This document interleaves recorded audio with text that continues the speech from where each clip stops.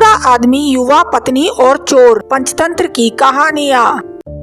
किसी ग्राम में किसान दंपति रहा करते थे। किसान तो वृद्ध था पर उसकी पत्नी युवती थी। अपने पति से संतुष्ट न रहने के कारण किसान की पत्नी सदा पर पुरुष की टोह में रहती थी। इस कारण एक क्षण भी घर में नहीं ठहरती थी। एक दिन किसी ठग ने उसको घर से निकलते हुए देख लिया। उसने उसका पीछा किया और जब देखा कि वह एकांत में पहुंच गई तो उसके सम्मुख जाकर उसने कहा, देखो मेरी पत्नी का देहांत हो चुका है, मैं तुम पर अनुरक्त हूँ, मेरे साथ चलो। वह बोली, यदि ऐसी ही बात है तो मेरे पति के पास बहुत सा धन है, वृद्धावस्था के कारण वह हिल डुल नहीं सकता, मैं उसको लेकर आती हूँ जिससे कि हमारा भविष्य सुखमय बीते। ठीक है, जाओ, कल प्रातः काल इसी समय इसी स्थान पर मिल जाना। इस प्रकार उस दिन वह किसान की पत्नी अपने घर लौट गई। रात होने पर जब उसका पति सो गया तो उसने अपने पति का धन समेटा और उसे लेकर प्रातः काल उस स्थान पर जा पहुंची। दोनों वहां से चल दिए। दोनों अपने ग्राम से बहुत दूर निकल आए थे कि तभी मार्ग में एक गहरी नदी आ गई। उस समय उस ठग के मन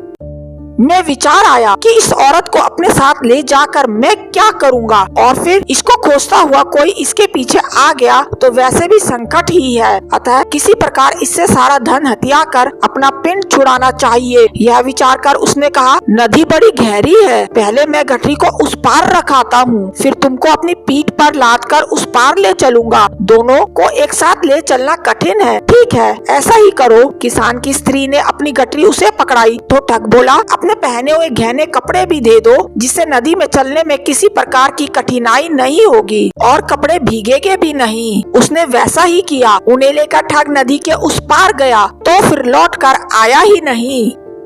वह औरत अपने कुकृत्यों के कारण कहीं की नहीं रही। शिक्षा, अपने हित के लिए गलत कर्मों का मार्ग नहीं अपनाना चाहिए। अगर आपको स्टोरी अच्छी लगी तो इस वीडियो को लाइक और चैनल को सब्सक्राइब करना ना भूलिएगा ताकि इस तरीके की और भी स्टोरीज आपको मिल सके। Thanks for watching.